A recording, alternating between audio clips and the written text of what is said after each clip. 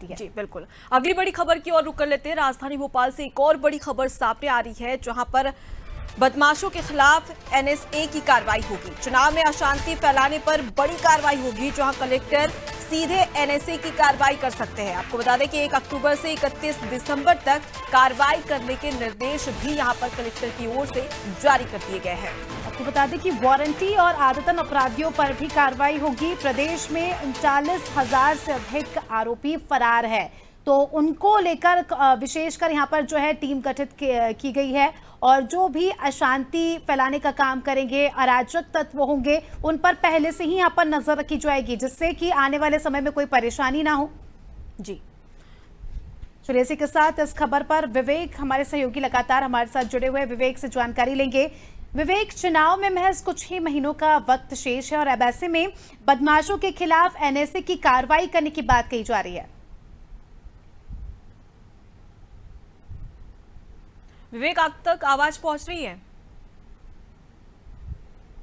तो उनसे हमारा संपर्क नहीं हो पाया तकनीकी खामी की वजह से। तो देखिए, रासुका के तहत अब कार्रवाई होगी। राष्ट्रीय सुरक्षा कानून के तहत यहां पर कार्रवाई करने के निर्देश जारी कर दिए। अगर बदमाश लगातार ऐसी ही घटनाओं को अंजाम देते हैं, और हाल ही में आपको बता दें कि 1-2 महीने के बाद में मध्य प्रदेश में चुनाव होने जा रहे हैं, और चुनाव में किसी प्रकार की ऐसी घटनाएं घटित ना हो, और उसी की वजह से अब एनएसए के तहत कार्रवाई करने की बात यहां पर राजधानी भोपाल के कलेक्टर के द्वारा कही जा रही है। तो देखिए, चुनाव नजदीक आते ही अनुपमा, अराजक तत्व भी सक्रिय हो जाते हैं, अराजकता फैलाते हैं, और कई प्रकार के ऐसे मामले हम देखते हैं सामने आते हैं चुनावी वर्ष में, जिससे जो है शांति भंग करने का काम किया जाता है। मगर यहाँ पर अब ऐसा ना हो, इसके लिए पहले से ही जो है एनएसए की कार्रवाई पुलिस द्वारा की जाएगी, और ये काफी अच्छा कदम है कि चुनाव के कुछ महीने पहले इस प्रकार से हम कह सकते हैं अलर्ट होना कहीं ना कहीं सुचारू रूप से चुनाव होने में कारगर साबित होगा। जी बिल्कुल। और कई बार बदमाशों के द्वारा हिंसक घटनाओं को भी अंजाम दिया जाता है, और ऐसे में अगर एनएसए की कार्रवाई होती है तो एक मैसेज भी जाएगा, और साथ ही साथ उन बदमाशों के लिए भी, क्योंकि वो एक तरीके से साफ तौर पर सजग हो जाएंगे। और वहीं दूसरी ओर देखा जाए तो पुलिस प्रशासन की ओर से अब बदमाशों पर कड़ी शिकस्त के तहत ये कार्रवाई की जा सकती है।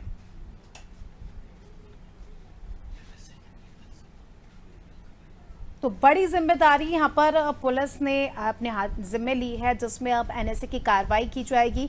अशांति फैलाने वाले लोगों पर पहले से ही कार्रवाई की जाएगी, पहले से ही हम कह सकते हैं कि उन पर नजर रखी जाएगी। आंकड़ा यहाँ पर बहुत ज्यादा है, जो अपराधी है, प्रदेश में कुल 39,000 अपराधी फरार है। तो देखिए, इतनी बड़ी संख्या में अपराधी फरार है, उन पर अभी से नजर रखने का काम किया जाएगा। एनएसए की कार्रवाई के थ्रू ये सारी चीजें होगी, जिससे कि आने वाले चुनावी समय में किसी भी प्रकार की कोई अशांति ना हो।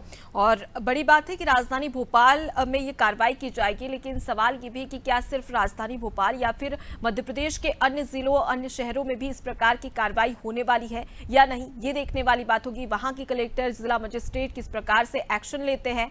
लेकिन फिलहाल राजधानी भोपाल की बात कर ली जाए तो कलेक्टर के द्वारा साफ तौर पर निर्देश जारी कर दिए गए हैं कि अगर बदमाशों के द्वारा हिंसक घटनाओं को अंजाम दिया जाता है, अशांति फैलाई जाती है, तो उनके खिलाफ एनएसए के तहत कार्रवाई होगी। साथ जानकारी लीजिए, विवेक लगातार हमारे साथ में जुड़े हुए।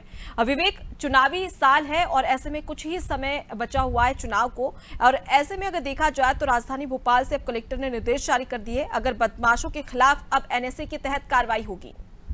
देखिए, गृह विभाग ने सभी प्रदेश के कलेक्टरों को आदेश जारी किया है 1 अक्टूबर से लेकर 31 दिसंबर तक कानून व्यवस्था और अशांति फैलाने वालों के खिलाफ कार्रवाई जाए। खास तौर पे वो बदमाश जो निगरानी शुदा बदमाश है, जो अशांति फैलाने की आशंका जताई जा सकती है और जिनके ऊपर 2 दर्जन से अधिक मामले दर्ज है, ऐसे गंभीर अपराध करने वाले बदमाशों पर एनएसए की कार्रवाई करने के लिए गृह विभाग ने कलेक्टरों को अधिकार दिए हैं, और ये कहा है कि चुनाव में किसी प्रकार का दखल नहीं होगा, और बदमाश अगर किसी तरीके से कोई घटना को अंजाम देने की कोशिश करते हैं या फिर अशांति फैलाने पर आरोप उन पर लगते हैं तो उनके खिलाफ कार्रवाई की जाए और बाकायदा एनएसए एक्ट के तहत कार्रवाई की जाए। सबसे महत्वपूर्ण बात है कि पिछले दिनों पुलिस मुख्यालय की क्राइम रिसर्च एनालिसिस विंग की स्पेशल डीजी जीपी सिंह ने एक आदेश जारी किया था, और इस आदेश में बताया था कि मध्य प्रदेश में अभी 35,000 से अधिक बेल जंपर, यानी कि बेल लेने के बाद पुलिस की गिरफ्त से बाहर हैं, ऐसे अपराधियों की जानकारी दी थी बाकायदा। और ये भी कहा था कि पिछले कई सालों में